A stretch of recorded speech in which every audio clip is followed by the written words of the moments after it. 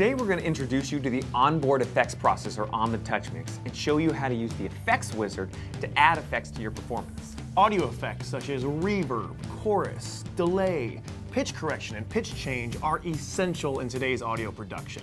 The TouchMix may just give you more effects processing than you've ever had before, but using effects can be intimidating. So stick with us, because the payoff is a professional sounding live performance.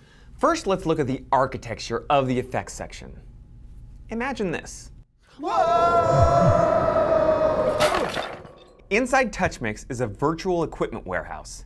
In the warehouse, there are 24 effects processors, 4 chorus processors, 4 pitch change processors, 4 dense reverb processors, 4 lush reverb processors, 4 mono delay processors, and 4 stereo delay processors. You can choose to use any 4 of these processors in any combination to use at any one time. Each of these processors has multiple presets. The reverb processors, for example, will have presets simulating various sizes of rooms and halls, as well as reverb plates.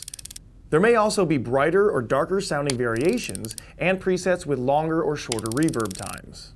We can send the signal from any of the inputs to any effects processors. Once the processor has done its job by adding the wet sound, that's what we call the sound that's been processed through the effect, it can be blended back with the dry, unaffected sound from the inputs and sent on to the mixer's outputs. Now that we have a feel for how the effects works, let's talk about what you're going to use them for. Let's say that you have a large band with a sax player, some vocalists, and a fully mic'd drum kit. In this example, we're going to use the factory default presets. Now, don't be afraid to use these. We designed them to be useful in a lot of different situations. Now, in this hypothetical band, the lead vocalist will be sent to a 250 millisecond delay that will be mixed in at a low level to provide a bit of thickening. The 1 o'clock ticks, a rhythm and a song. Horns and all the vocals will be given a bit of space in a medium hall reverb.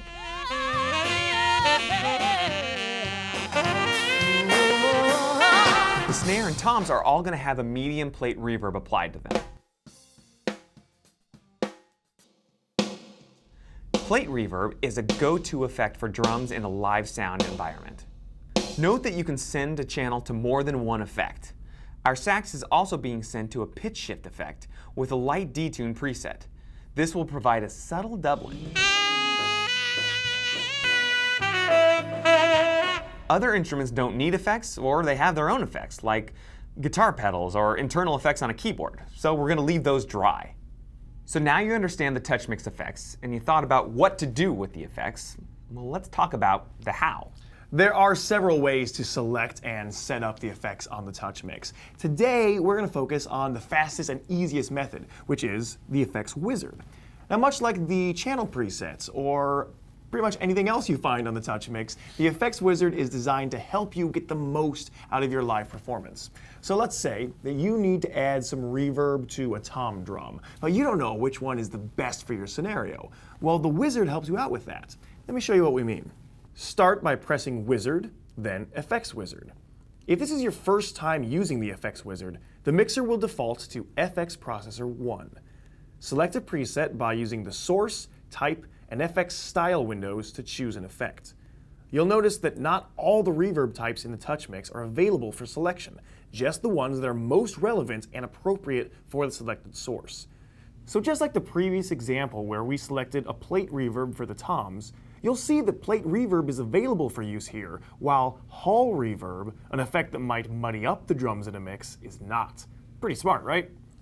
Use the master encoder to scroll up and down the list or drag on screen to see all the selections. Touch Recall once you've made a choice and confirm. The preset name will be displayed below the Type window. The preset has now been loaded, and now it's time to send audio to Effects 1. On your mixer, just decide which channels you want the effect to apply to and touch the corresponding button under Select Inputs to Feed.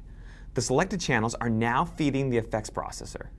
The moment you've selected an input, it is automatically sent to the effects processor and returned again, all at a nominal level. You don't have to adjust anything else. Now, is your performer going to want to hear effects in his stage monitor? Well, if so, that's easy to do.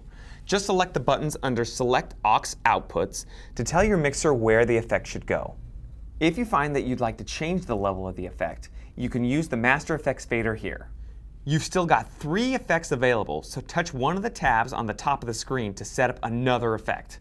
And that's it. You've set up all your effects. And here's one more tip. The TouchMix has an FX mute button.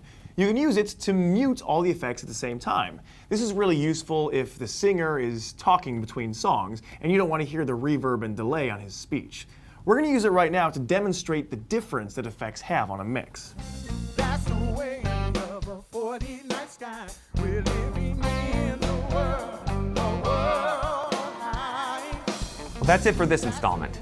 If you want to dive even further into effects, check out our next installment, Advanced Effects. We'll see you then.